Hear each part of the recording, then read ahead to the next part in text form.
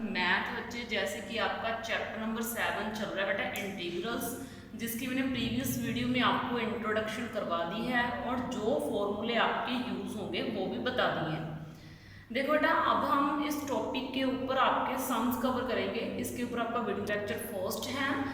आपका क्वेश्चन है right the anti derivative of. Anti derivative का मीनिंग क्या है? इंटीग्रेशन, यानी कि इंटीग्रेशन करके बताओ। अब आपको ये एक फंक्शन दिया हुआ है, आपने इस फंक्शन की इंटीग्रेशन करनी है। हाउ, आप इसको इंटीग्रेशन को कैसे करोगे?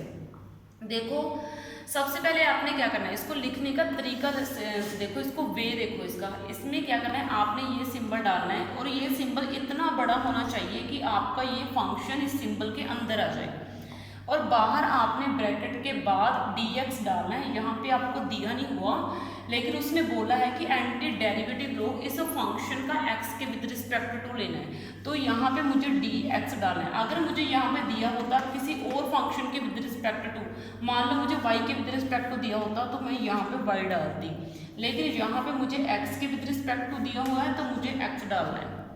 अब देखो, अब आपने क्या करना है, नेक्स्ट स्टेप में मैंने ये जो रूट x है इसको x की पावर 1/2 में चेंज करा। अब यहाँ पे भी नीचे रूट x है, इसको x की पावर 1/2 में चेंज करा, तो आपका फंक्शन ये बन गया 3x हाफ प्लस x की पावर हाफ ऑफ dx। ठीक है, यहाँ तक आपको स्टेप समझ में आया होगा। अब आपने क्या करना है, अब आपने इतने फंक्शन को कर देना है अलग, यानी कि 3x⁻1/2 dx। इंटीग्रेशन का सिंबल, मेरे कहने का मीनिंग क्या है कि इंटीग्रेशन का सिंबल इस फंक्शन के साथ अलग कर देना है और इस वाले फंक्शन के साथ इंटीग्रेशन का ये वाला सिंबल अलग डाल देना है।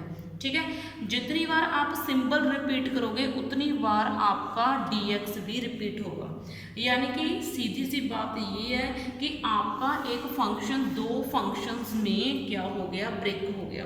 ठीक है, तो अब आपने क्या करना है, जब भी आप डेरिवेटिव ले रहे हो, सॉरी इंटीग्रेशन कर रहे हो, तो अंदर कांस्टेंट मत छोड़ना।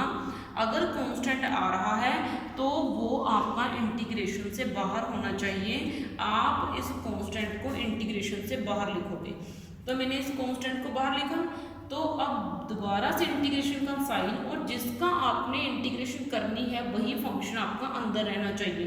तो मुझे इंटीग्रेशन करनी है x हाफ की, तो ये मेरा फंक्शन अंदर रहना चाहिए। और यहाँ पे नीचे प्रोडक्ट, सॉरी आपकी यहाँ पे पावर है नीचे पॉजिटिव। आपको पता है, आपने छोटी क्लासेस में पढ़ा है कि जब आप इसको ऊपर की तरफ लेके आओगे तो ये पावर नेगेटिव की बन जाती है।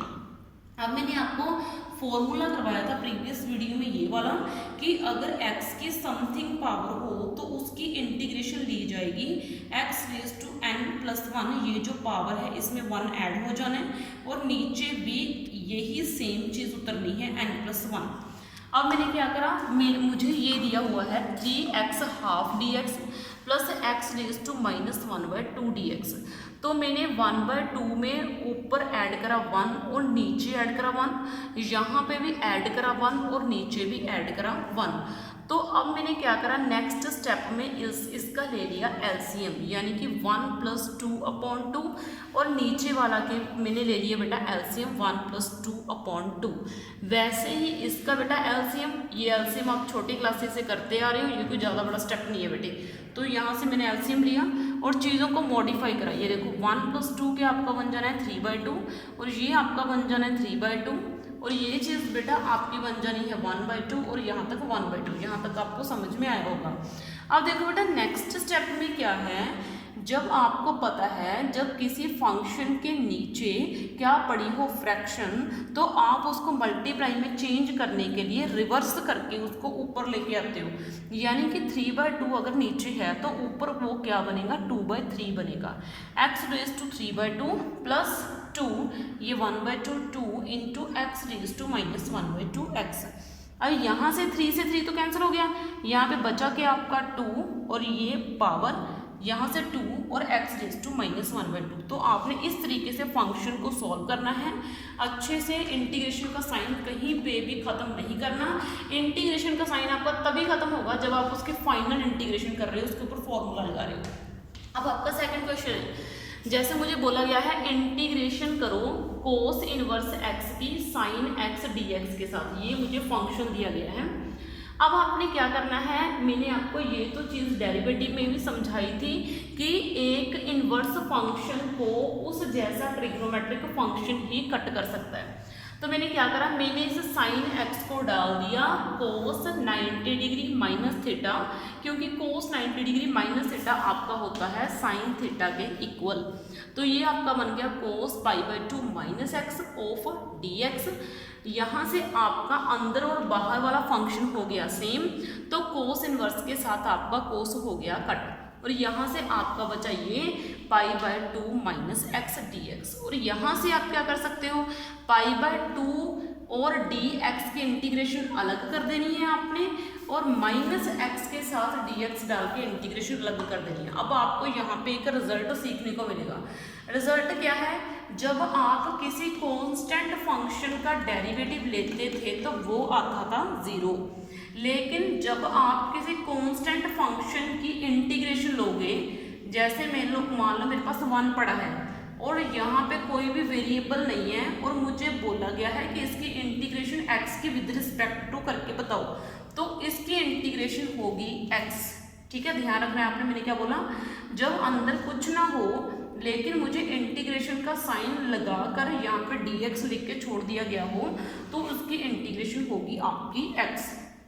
तो यहाँ पे मैंने क्या करा, यहाँ पे मैंने π/2 को बाहर निकाला, π/2 को बाहर निकालने के बाद यहाँ पे अंदर क्या बचा आपका 1 dx, और यहाँ पे है माइनस x⁻1 dx। अभी तो मैंने आपको ये रिजल्ट बताया कि अगर अंदर 1 हो तो उसकी इंटीग्रेशन क्या होगी, आपकी x होगी। और ये वाला फॉर्मूला मैंने आपको समझाया है कि x की पावर n हो तो उसकी इंटीग्रेशन x⁻n+1/n+1 होती है। तो यहाँ पे मैंने वो फॉर्मूला लगाया x⁻1+1/1+1, तो π/2 ऑफ x माइनस एक्स की पावर 1+1 कितना हो गया 2, नीचे कितना हो गया 2 प्लस कांस्टेंट। इस तरीके से बेटा आपने ये फंक्शंस को सोल्व करना है स्टेप बाय स्टेप। बाकी बेटा आपका नेक्स्ट वीडियो में, इस वीडियो में इतना ही। Thank you.